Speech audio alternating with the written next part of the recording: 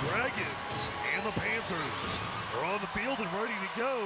And before they do, let's send it down to the field and check in with Chris Mycoskie. Doug, Riley Dodge announced on Tuesday that he tested positive for COVID-19. That meant he would miss today's state semifinal game. I talked to him yesterday. He said he had a couple of bad days on the front end, but Thursday and Friday were much better. He's getting his taste and smell back. He's torn up not to be here, but fully confident in the staff, including acting head coach Lee Munn, who's in his third season at Carroll. Duncanville coach Reginald Samples said he talked to Riley earlier in the week to give his well wishes. Plenty of respect on both ends of that call. It is extremely unusual to face someone 3 years in a row so deep into the playoffs, and Samples knows the Panthers will have their hands full, especially with the Dragon passing attack, Doug.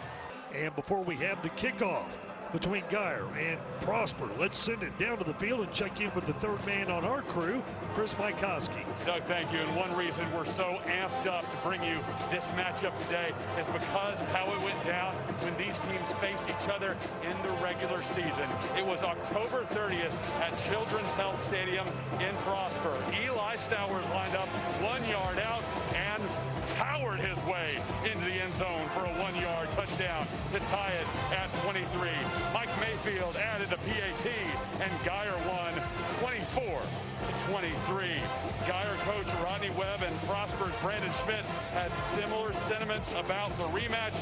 There will be no surprises. There are no secrets. The Wildcats and Eagles know each other very well. This one will come down to execution, toughness, and grit, Doug. We are live at the Ford Center at the Star in Frisco on Christmas Eve. Welcome into the CW33 High School Football Showdown pregame show.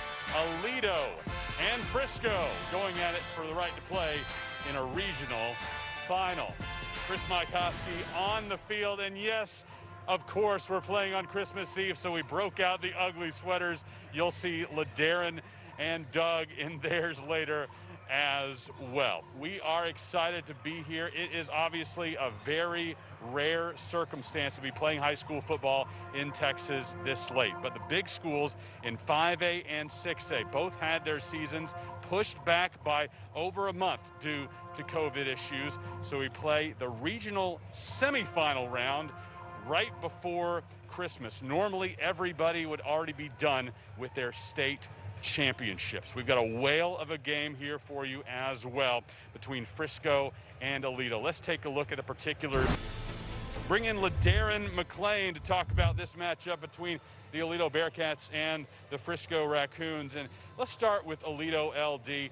Their biggest test this season came against Cedar Hill, a matchup that Coach Buchanan decided to add at the last minute, and they are hoping that it pays dividends down the line, getting that test when they really didn't get that many others in the regular season.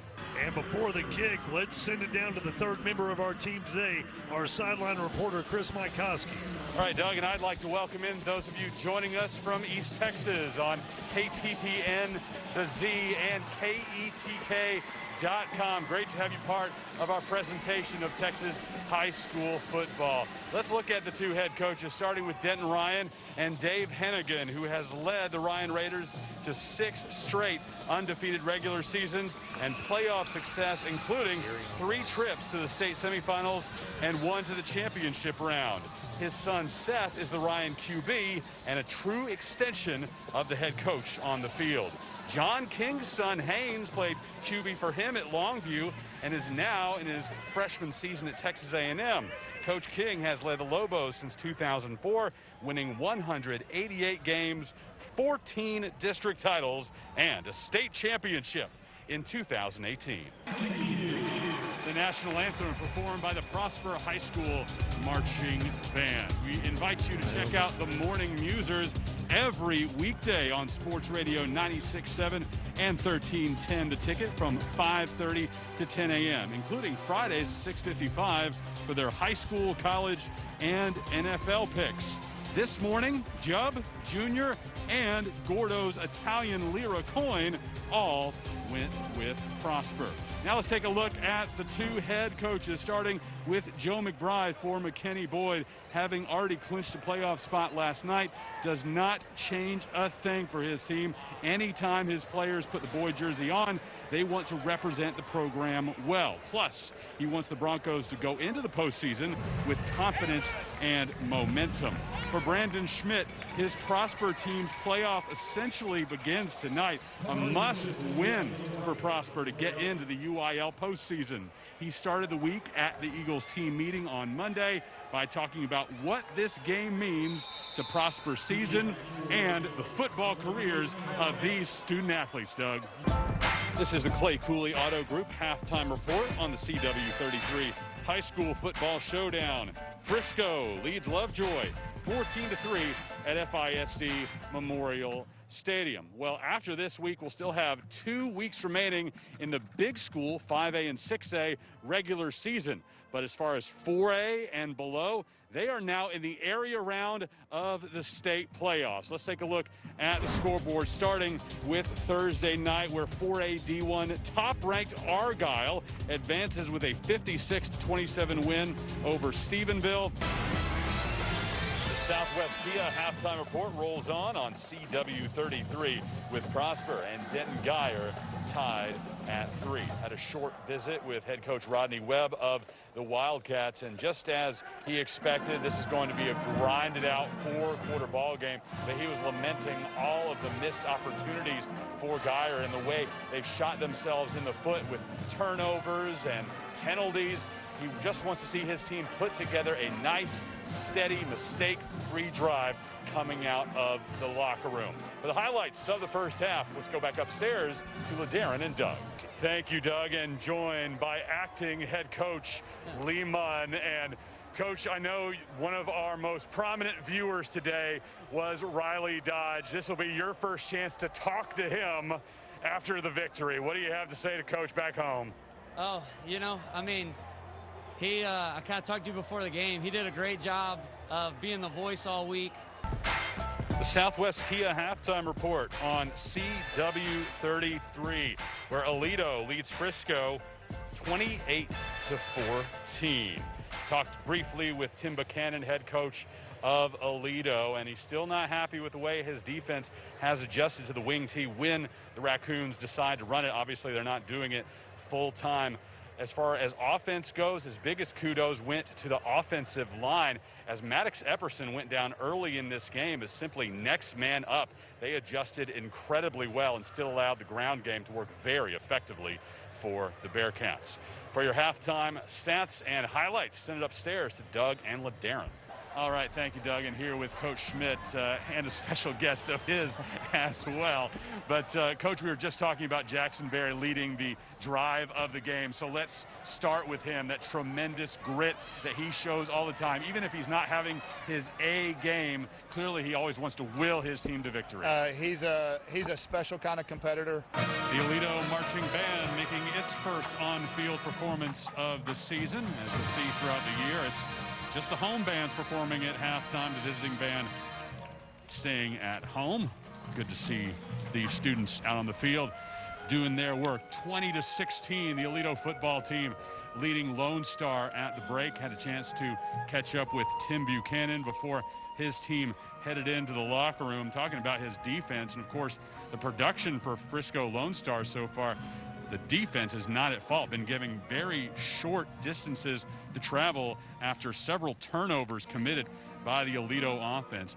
The biggest star really to come out of that first half for Aledo was the running back DeMarco Roberts.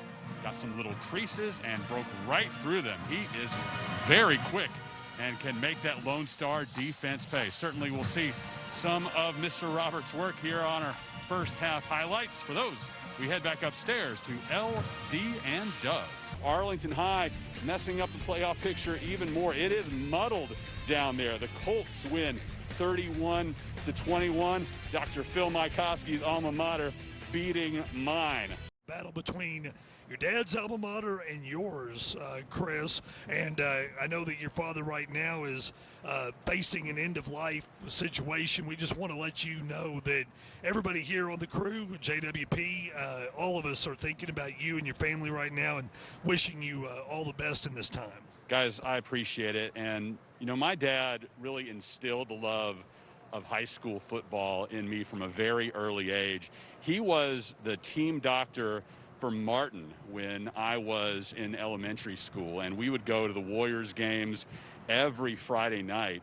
And then when we got into the postseason, we would go to triple headers at Old Texas Stadium. If there was an Arlington ISD team involved, it didn't matter which one was playing. We would be there all day long. And I just loved that time that I got to spend with him. And, you know, there's some of those memorable games back in the day. I was looking at a picture earlier of he and I at the Arlington versus Odessa Permian game. I think it happened when I was 10 years old, 1988 or so. 35-35.